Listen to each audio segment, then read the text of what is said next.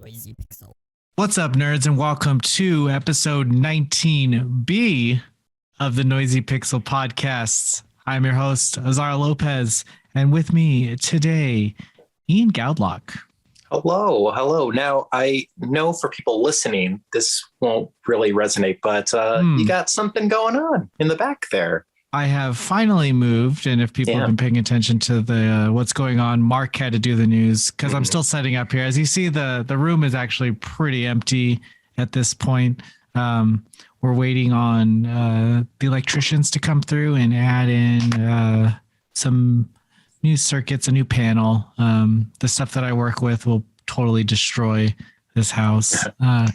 So we're having all that, but we're just waiting until we can get the clear and have them come over and work on it. So I've been keeping everything empty just because I don't want to put my games up and then have them need to work on the walls and like tear shit down, or I don't want to deal with that. So all my games are still in boxes right now, which is freaking me out because I love looking at them so much, just smelling them. And that's what I've been doing for the past week. I moved in last Tuesday, so it's Monday right now. So it hasn't even been a full week, but it's been me just fixing leaks and just buying shit, doing manly stuff, watching, putting on Tool Time and just grunting, just yeah, exactly, and I did name the episode 19B because there was a 19A episode that Arthur and Brian recorded last week that I failed to post because my internet was basically fucked for 5 days after I moved in, just Comcast being Comcast. And I'll tell you, dude, I call them, and those Comcast people are so into like their customer support surveys at the end that they just want to fucking talk. Like, how's your day? Oh, what's the weather? How are you doing? You try like I had to. This call, which should have taken 10 minutes, took 30 minutes, and I had to tell the person, listen, I don't want to tell you about what I'm using my internet for. Okay, I had to be so mean to this person only for them to tell me that they can't help me. Well, I was just trying to. I got the wrong internet package and I was trying to upgrade, and they're like, "No, that's for new customers only." And I was like, "I've only had it for a day. I am a new customer." She was like, "No," and I was like, "Yes." And then I went down to the store and I saw a brother there, a Mexican brother, and I walked over to him. And I was like, "What's up?" And he said, "What's your last name?" Is that code? He said, "What's your last name?" I said, "Lopez." He says, "Sit down. Sit down." Yeah. And I said, "¿Qué pasa?" And then from there it was smooth sailing. I got the best of the best internet. That's good. Only the best. Yeah, I have had an experience where the guy wanted to talk about God of War for like 10 minutes on Xfinity. Yeah. Oh. And I'm not good at saying like, I don't want to talk about this anymore. And I love God of War, but like, but when you're in Athena, when you're in that mode though, it's like, I don't want to talk about Kratos right now. Not right now. just kidding. I didn't even want to call you in the first place, but here I am doing something I don't want to do, and you're just making it worse. Yeah. No, I feel that. So, so you got internet finally, and I just got lazy and I didn't want to post. You've been busy. I've been busy. We'll put it that way. Busy. Yeah, exactly. But I will post it sometime this week. So you'll get 2 episodes. I don't know what they talked about. I haven't listened to it. I don't want to listen to it. I want it to be a surprise. I just want to post it. Yeah. If they say something bad about me, then that's just the way it is. We've been interrupted. I'm sorry. But by Kika. Yeah. Sorry about that. She just busted down the door and ran in. So here. But well, I'm excited to experience the new Azario place eventually. Maybe we'll do some stuff there, some filming there. I know noisy, that sounded noisy that pixel sounded like porn. Fuck palace. You trying to start this fuck palace up? That's the Patreon exclusive. Yeah. A tier. Yeah. Watch two grown men just cry. Why does she lie to me? Exclusive. Yeah. This. Regardless, this episode this podcast is recorded every week, posted to podcast services on Tuesdays, and we'll go from there everywhere. YouTube's, Spotify's. But we wanted this episode to be about how out of the loop that we are, with this past week being completely irrelevant to me because I could not do anything, and with Ian just living my life, just being free, not being chained down. Just experiencing nature. And I for a number of reasons, I haven't been able to keep track. But there are things that I think that we can talk about, maybe that I have experienced that you have not heard of, maybe. Okay. Yeah. I want to start this off by saying that a new challenger in Super Smash Brothers Ultimate has come, and I believe that it's the last character that they're going to add, and it is no other than Sora from Kingdom Hearts. Yeah. How are you feeling about? Well, first of all, for those that don't know your feelings on Smash, should maybe you should catch them up a little bit on that. I think Smash is ridiculous. I think it's a terrible. I think it's a terrible idea. I think it's. Okay. I think it's silly. I think the fact that there's a difference though, because I do enjoy the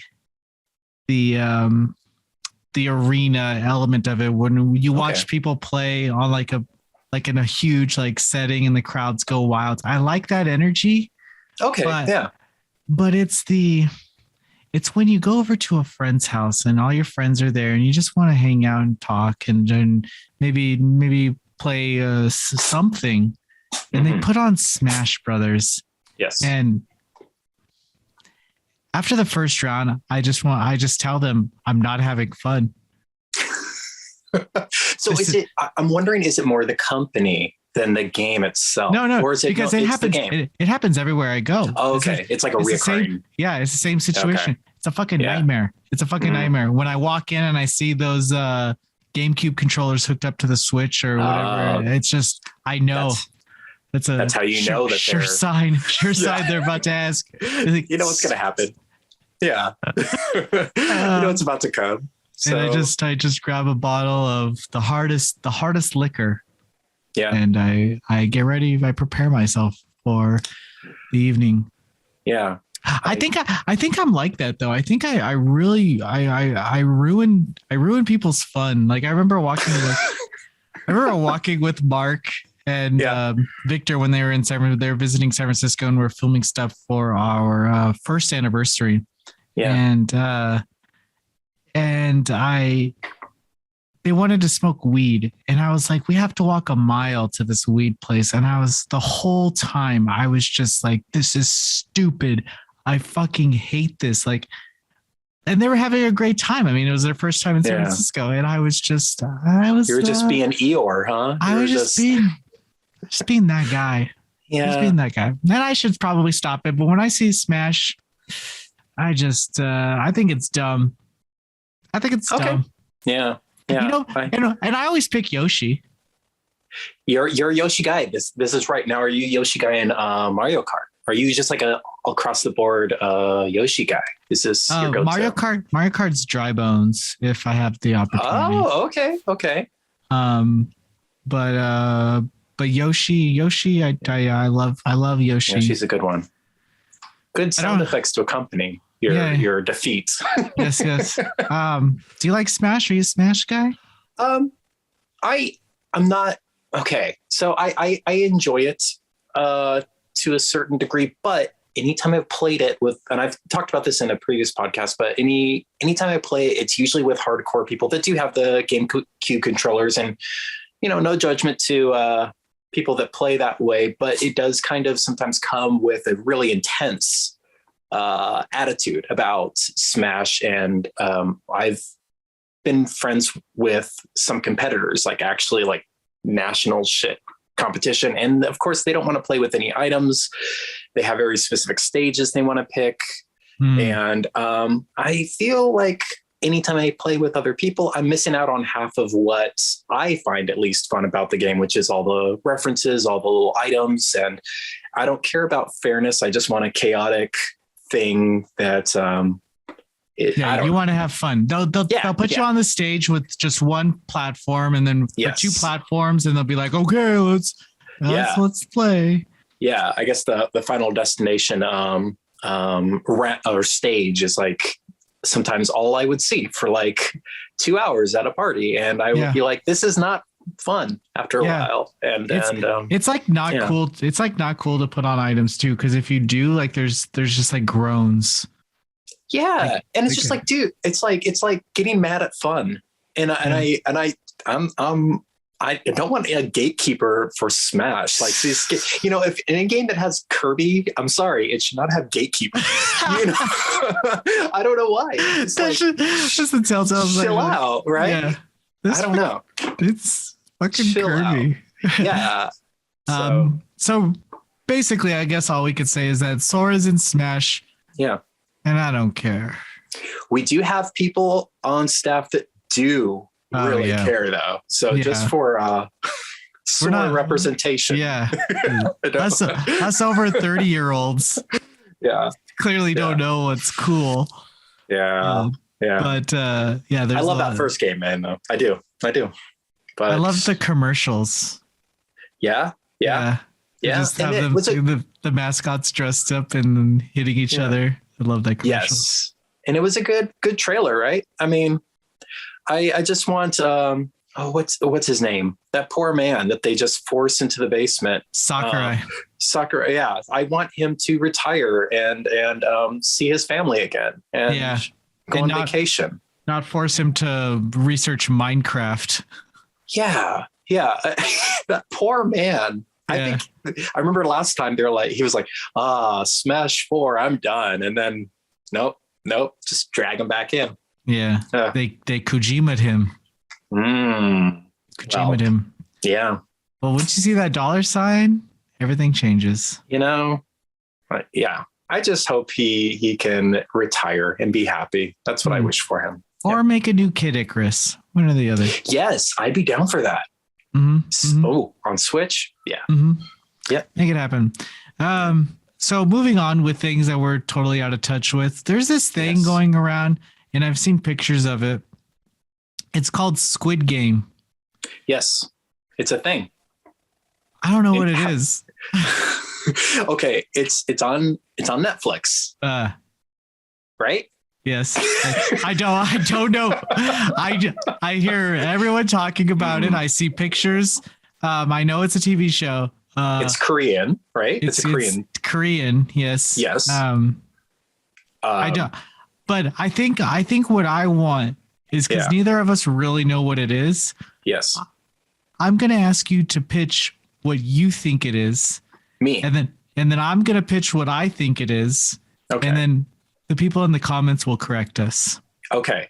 What I've picked up, and I don't know if this is, I haven't seen it, so this isn't cheating. I was like, I don't know if this is cheating, because just through references I've seen on social media, it's I'm guessing it's dystopian. It's dystopian, right? Like it's, I don't know if it's a government thing or something, but there's like a game. I think it's a game.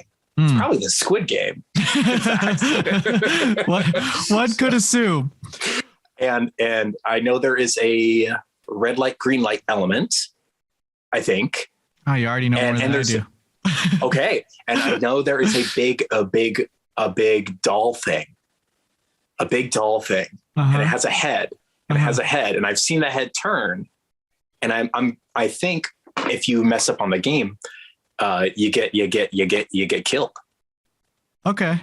And I've also seen these little trays. Like, I thought at first when I saw them, I was like, oh, that's cool. Frappuccino art. It's not Frappuccino art. It's like these cookie, I don't know what they're made out of, but I've seen pictures, and it's like an image, and you try to make the image with like a pen or something.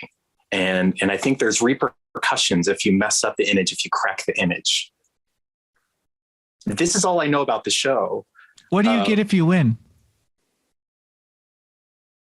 I don't know, but I know you lose by death, I think. So maybe the winning is living. There's a lot on the line here. Yeah, it seems like it. And I don't know what the squid is referring to. I just realized that.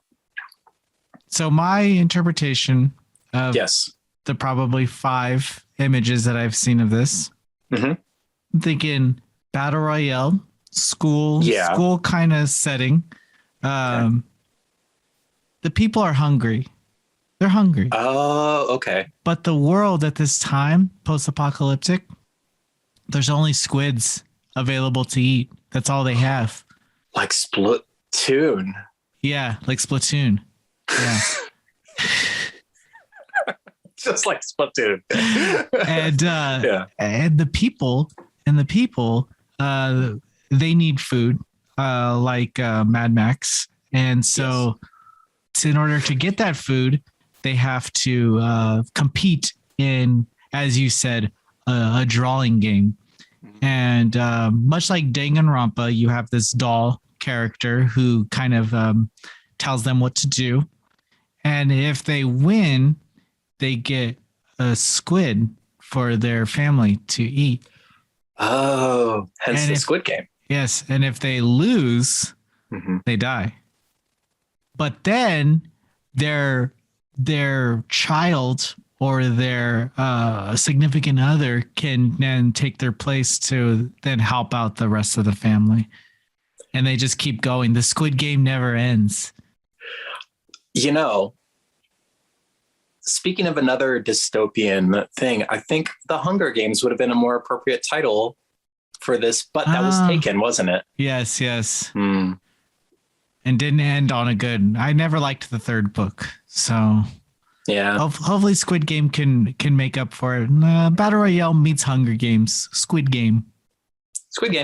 That's. I think you're correct. Will I watch it? No. I'll watch it when it stops being cool. You're very different from me in this way, and when we've talked about this before, but sometimes when something's popular, you're like and you step away from it. I'm curious always as to not to jump in and be like a fan of it, but almost the cultural like interest in something. Why is this interest taking place in such, because you need something. You need something to talk to the Xfinity customer support about. You need to get some ammunition for yourself. Like, you heard of Squid Game? Yeah, maybe there is that, but I think there's also like just this idea and interest in like, why do we do this? And So listeners, you could tell us how right or wrong we are, but I think my assumptions are on the nose. Yeah. So that's our Squid Game talk. Now I hear you know of something that I don't know. I know of something that you don't know. There is another Resident Evil movie coming out. Is Mila Kujokovic in it? Mila Kujokovic is not in it. Yeah. She was too busy with Monster Hunter movie. No titties in this one. I don't know. She's not the only person that has them. You're right. Fingers crossed. I don't even know what the rate. I'm assuming it's R. I don't know how they could. Yeah.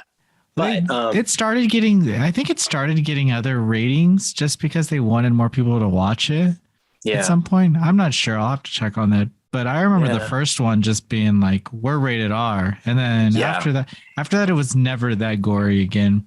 And they never got They never got Slipknot back on the soundtrack either. It's a bummer. I totally forgot they were on the soundtrack, but that timeline makes a lot of sense. So yeah, it does. So it combines the first 2 games. So you have Leon there, you have Claire, you have Jill, and you have Chris. Yeah. What about Rebecca? I know your girl Rebecca. I don't know if I've seen Rebecca. So is this going to be a hard pass for you then? No Rebecca, no movie. We'll see. Okay. I'll have to see. I could be wrong. So I think that I've seen the stills from this, but you're saying there's a trailer now. Mm-hmm. Yeah, there's a trailer. I will say that it's not out yet. And I know there are some production things that sometimes happen from now when a trailer is released until the actual movie's released. Mm-hmm. But I think that's like a month's time. I think it's either like in October or November when the movie is released. The movie's coming out now? Yeah, it's very close, I think. Yeah. Really? Yeah. Dude, another movie that hit me like this was the new Halloween. The new Halloween movie comes out that I have not seen anything on it. And then I just see a bunch of trailers. It's coming out October 15th. What the fuck? Okay, so I don't know if this is right, but I'm just assuming because of like COVID shit that like maybe production schedules are like, we can work on it. No, we can't work on it. And they don't even know sometimes like when something's going to be released because a lot of these dates change like so frequently. Yeah. And I don't know. This Halloween movie is being released on Peacock and on theaters the same day, which is it's on Peacock. It's a Peacock movie. Weird. Mm-hmm. I mean, it makes sense because that's like one of the big corporations, but it's weird. Mm-hmm. Yeah. Okay. So yeah, I love Halloween. So Halloween's awesome, dude. I still dig his soundtracks that he comes out. I guess John Carpenter's working on the new soundtrack for the movie. So perfect. Yeah. His synth, dude, like, I don't know if anybody's like into that stuff, but his synth stuff is like so good. It's really good. I agree. But yeah, so the CG, I will say to me, looks probably worse than the original Resident Evil movie. Oh no. But there's a certain kind of charm like that I'm campy? getting from this. Yeah. Kind of like the first game almost. I think that some things deserve a little bit of camp, especially the horror genre. Mm-hmm. But the problem with the Resident Evil brand is that it's too big. Yeah. It's like, ooh, my dad knows about it, like, Once your dad knows about it, it's like, okay, like we gotta up this shit, we can't put out another Monster Hunter movie. Yeah. Once your dad knows about it, it's officially cool. So, it's uncool. It's uncool. So,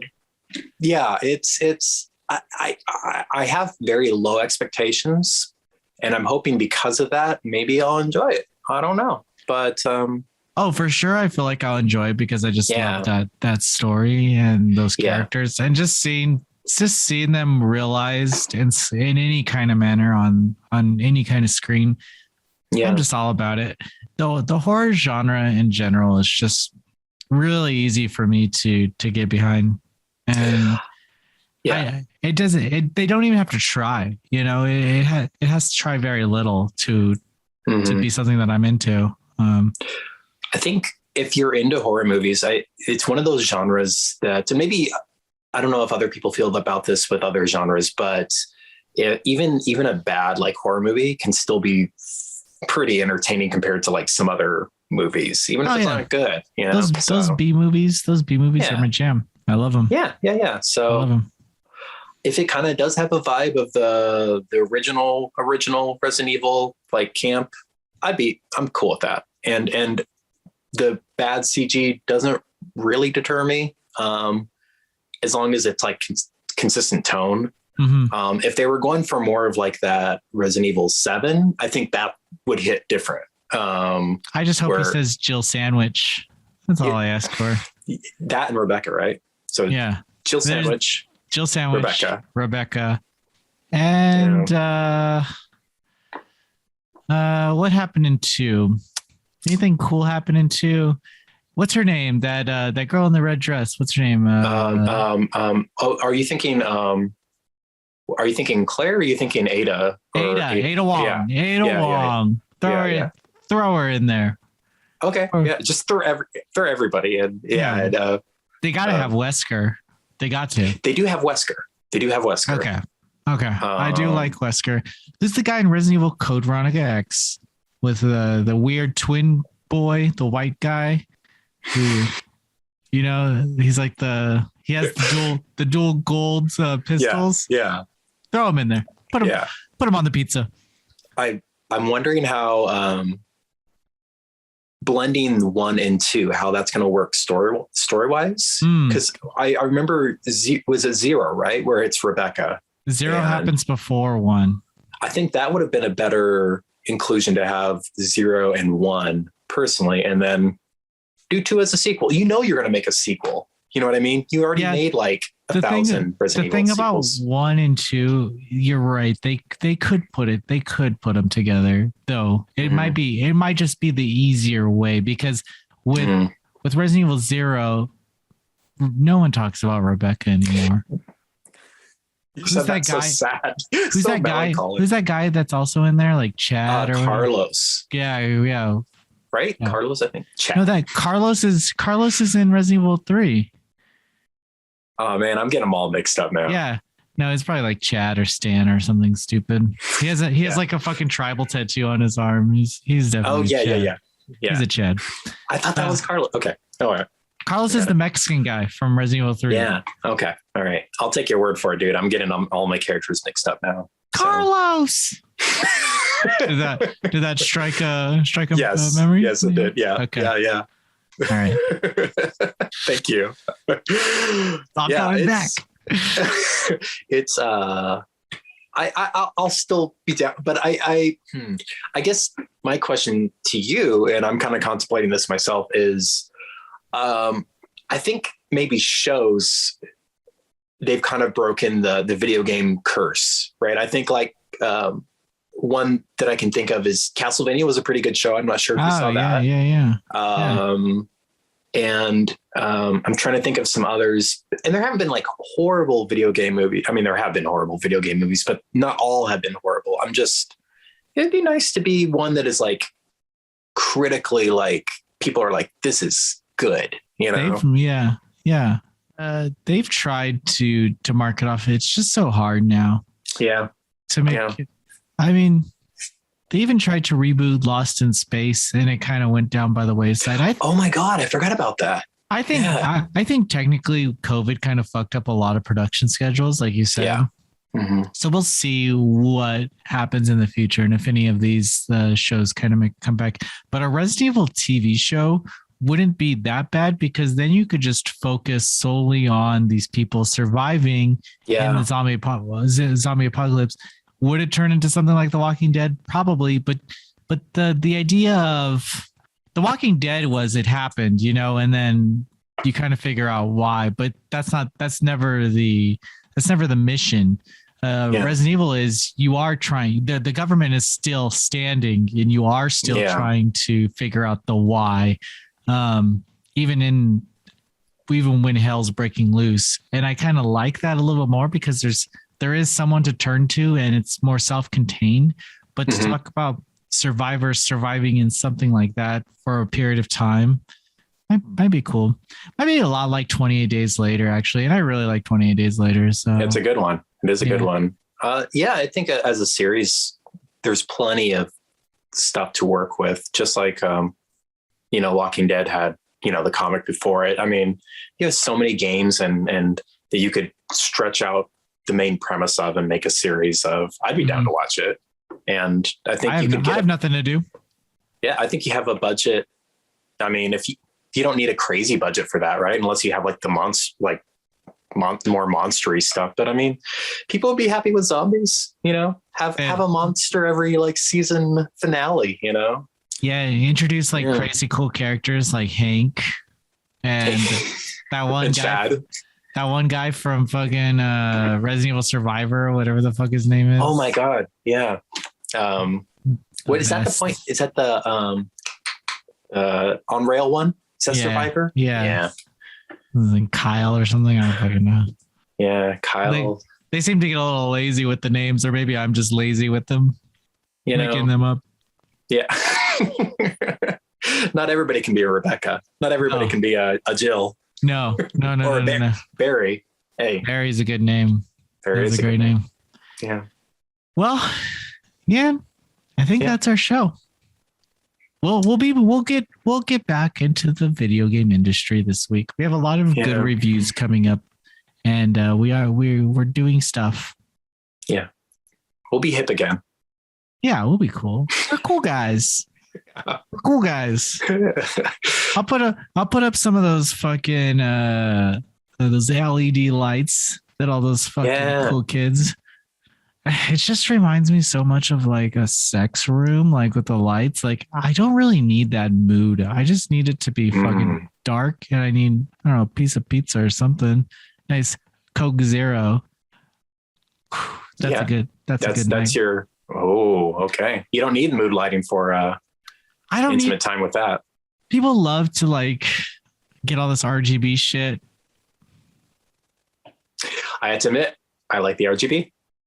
I mean, I like it. I like it if it's free. They don't like paying for the RGB. That's a good point. I don't have RGB, but it would be nice if maybe hey, sponsor. Right? Hey, give us RGB.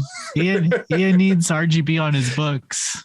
Yeah, you need to convince Azario your RGB is better than all the other RGBs. So yeah. Let me know what to do. Let me know how to be cool. I just want to be cool. Yeah. Have a good week, everyone, and we'll see you soon. See you later.